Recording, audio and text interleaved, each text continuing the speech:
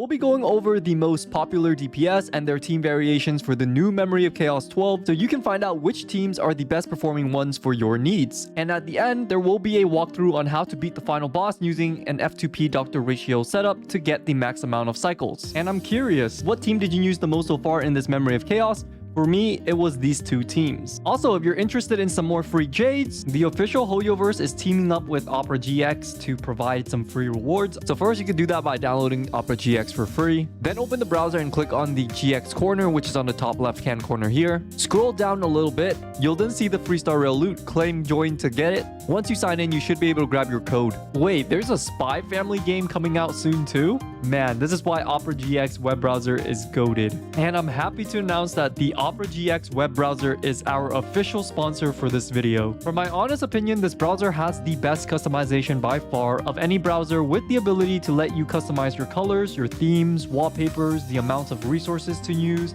and even more mods. For example, in their official collaboration with Honkai Star Rail, there are official Star Rail mods that you can get. Even though Sparkle isn't out yet, I can at least get her wallpaper, some free music, a free Sparkle theme, and more custom sounds. You can access this feature by going to the mod menu on the sidebar here to enable, disable, or download even more mods from the GX store. Also, Opera GX has now native integration with generative AI, basically real-time chat GPT on demand. You can access Aria here on the left-hand side, and essentially this AI will be ready to assist you. So you can actually do things like ask it to give you the best build for a new character, a guide on a new unit, or even a tier list. Also, Opera GX has a quick feature that allows you to import settings from a different browser, for example, Chrome. So first, we just need to head to the settings by clicking the gear icon, then search for synchronization, then click the import bookmark and settings, choose your desired browser. So in this case, I'm going to use Chrome, and then I will now press import. And there we go. So yeah, don't limit yourself to one browser. Try Opera GX as it is totally free, and you can also get your free jades down in the comment section or the description below. The Kafka, Black Swan, and Rame comp is the absolute best auto battle team in the game, but not only that, it is also crazy good in terms of manual play as well, right? It's highly consistent. So this team is able to get 3 cycles full auto as well as 3 cycles manual. The amount of damage that this team deals is so great, you don't even need a premium sustained unit, as the enemies will just, they will just die so fast. The auto battle is extremely consistent as well, since we're dealing with dot and not crit, so there's like less RNG involved. So 9 out of 10 times, I got the desired outcome that I was looking for. Nothing much to say about the team. I made a whole video on how good they are for auto battle, and they deliver yet again. Then we have our hyper carry Kafka comp taking 4 cycles. The core of the team is Kafka with 2 supports, typically either Bronya, Tingyun, Pela, or Ranmei, right? Nothing much to say about this team except that it's a very solid hyper carry setup. Half of the enemies are not weak to ice. It don't matter. None of the enemies are weak to ice. It don't matter. Everything is light work for her. Jinglu is the CEO of this damn company, and so it's Jinglu's world, and we are just living in it. So just toss her in and Unga Boonga, and you'll basically get the win, right? As seen here, Jinglu hypercarry comps and variations are very good. Jinglu, Bronya, Ranmei, and Xuan were able to clear within 3 cycles, and was even able to auto battle in 3 cycles. This is also another pretty decent auto battle team. I'm pretty sure if I sweat enough, I probably could have gotten 2 cycles instead of 3, but it is what it is. At the end of the day, she's still pretty broken, especially if you have the 2 best harmony characters in the game alongside Jinglu, right? And also we have Jinglu, Bronya, Pela, Xuan, which is the Pela variant. That also got us 3 cycles, pretty solid. Down the list, you also have Jinglu, Bronya, Tingyun, and Xuan, which also got us 4 cycles. So at this point, anything above 5 is already a red flag. So Jinglu, Silverwolf, Tingyun, Xuan, still pretty decent, pretty solid 5 cycles. All in all, it's pretty damn accurate. Still the best team in the game for a hyper carry comp, and yeah. All right, Jing Yuan, our good old general. Can he even compete with Kafka or even Jinglu? The answer is, how good are his relics and his teammates? Because Jing Yuan is a tricky fella. So you guys can see here, I used Jing Yuan, Tingyun, and Ranmei with Xuan, and we were able to get 3 cycles, with the 5-star being E0 and using 4-star light cone. However, he takes a lot of investment to be really, really strong. He's literally mid Yuan if you have mid investment. Unlike a dot character like Kafka, who does a similar job, but is a million times easier to build and requires less resources. As you guys can see, not only is my Jing Yuan's relics pretty solid, but he also needs Tingyun, Ranmei, and Xuan. Without Xuan, he will instantly probably lose a cycle or two. This is because Xuan's CC immunity is just so damn good. But not only that, the crit rate buff is very necessary because Ranmei and Tingyun already provides an exorbitant amount of damage percent boost. So much so that we should focus our stats into crits rather than anything else. That is why the 4-star Light Cone Genius's Repose is such an insanely good option, since it provides us the missing crit damage that we need, as well as running Broken Keel on all of our supports. However, the biggest issue that I see with Jing Yuan is that he is not consistent in damage at all. Due to the nature of how Lightning Lord works, the damage split will vary, especially if there are 3 or more enemies. However, at the end of the day, if you farmed a lot of good relics for Jing Yuan and he's pretty much geared out, he'll do some major damage, or if you have his Light Cone. As for the more kind of F2P lower budget build, Jing Yuan, Tingyun, Hanya, and March 7th is also another great option at 5 cycles. If you don't have Xuan to deny its crowd control attack, March is a great counter. I'm gonna shield up March. March's ult is almost up. It's pretty much up now. I have 2 options. I can A, freeze him right now and then break with my allies, or I could wait for it to enter its sanction mode and then do that. So I'm gonna show you guys what happens when it enters the sanction mode. It enters the sanction mode, it takes its turn, it's gonna attack March 1 time. I'm going to freeze right away. Let's go ahead and do that, and hopefully it freezes. If it freezes, we'll see. There we go. It doesn't get its second action, its extra action. It doesn't attack us, and we are good to go.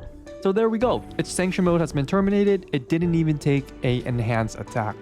Definitely better than using links. And there you go, 3 cycles with March. Pretty simple. As for Seele, you know how it is. Mono Quantum and just call it a day, right? So basically with Seele, you'll want to use Tingyun since the enemies are weak to lightning. So with Tingyun on the team, it will basically guarantee that Silver Wolf will get a Quantum implant on any enemy. So Seele, Tingyun, Silver Wolf, Xuan, 3 cycles, pretty solid. You can check out the run here from Dade. I'll have the link in the description. I personally don't have my Seele as well built. She's still level 75, so it wouldn't be fair to use her on my team. And Serval is a pretty decent as well, as seen here by Ikatsu, another content creator that used Serval in a Black Swan, Serval, Kafka, and Ranmei team without any sustains, right? Just all out damage, and they were able to get a cycle, so that's pretty cool. As well as MVI Labs, who's able to use Serval with March in a very kind of F2P friendly team. So yeah, check them out if you guys are interested. I'll link them in the description below. So for the second half, the first annoying enemy that we have to deal with is the Shapeshifter with its leech buff. We need to dispel it either with Pela or Luocha. Either one will work perfectly fine. And there's one more option, which is to prevent it from even summoning in the first place, which means that you'll need a lot of break units. Something like a Ranmei can help out with that. If you have Dance Dance Dance with Tingyun here, for example, I was able to Dance Dance Dance with Tingyun, brought everybody up. That allowed me to get Dr. Ratio the ultimate, and with the combination with Pela, that's enough to break him just right after his first action. That basically denied his extra action, therefore allowing me to deny him summoning his minions until the next turn. That means that all the damage from the turbulence buff will go ahead and hit onto the boss instead of the minions, right?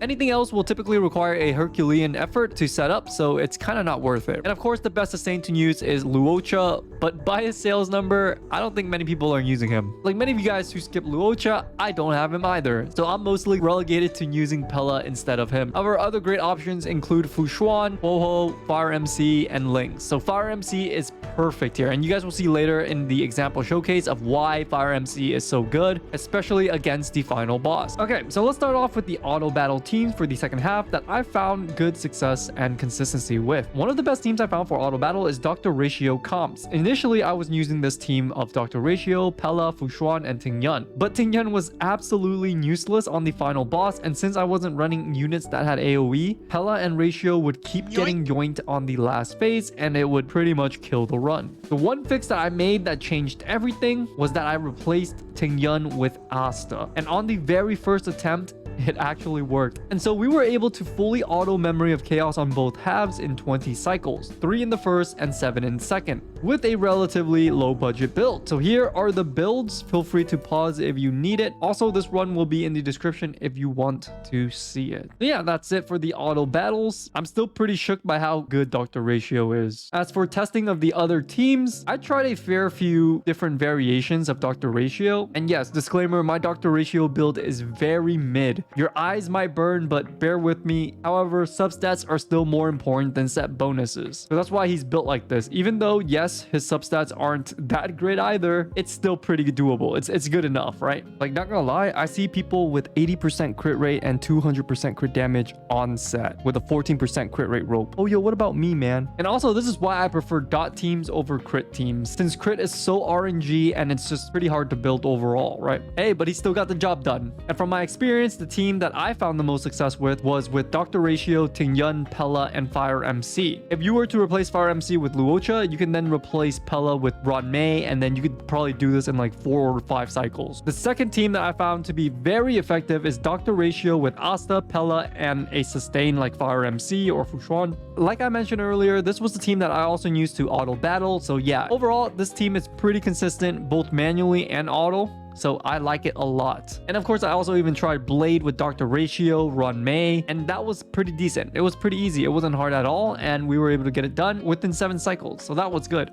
And finally, I even tried SAMPOO with a Dr. Ratio variation, and yeah, it just went terrible. We're not going to talk about that. So let's go on to the next one. As for Black Swan variations, oh my goodness. Black Swan, SAMPOO, and Ranmei, they just blow everything out of the water. 5 cycles, best one so far. I'm pretty sure it could have been 4 cycles. Felt like it was so easy. It felt like everything melted. It's so broken. And so yeah, that was one of my favorite teams to use. And then of course, Black Swan, Kafka, Ranmei, and a sustain. That one was pretty decent. However, like I mentioned, the enemies aren't weak to lightning, so Kafka had a little bit of trouble. However, it was all right. It wasn't too bad. As for Heng teams, it was pretty consistent. It was pretty standard overall. Heng using a standard crit build with Pela, Asta, and a sustain was then able to yield me 6 cycles. And same thing, Heng IL, Pela, and Tingyun also was able to yield me 6 cycles. Dude, I can't wait for Sparkle to come, and then Heng is going to become probably the best DPS on the team when Sparkle is here. Here is an example of how to execute Dr. Ratio, Tingyun, Pela, and Fire MC against this boss. It's already gonna do its AoE attack. We should be fine. Then it's gonna do its normal attack into its little sunset, whatever. And now it's gonna... The third person that takes his turn is going to get sucked in. And now the decision becomes, who do I want to get sucked in? I would prefer Dr. Ratio. It's not going to happen, right? However, we're going to ultimate here. We're going to have Pela get sucked in. Nice. Now, Fire MC can now ultimate and break out Pela. I mean, it's not going to be enough, right? Yeah, we're going to need 2 more damage onto it. However, the dot damage that is take right here, this is the beautiful part about Fire MC. When it breaks, it's going to take dot damage the next action. And so when it takes dot damage, we are good to go.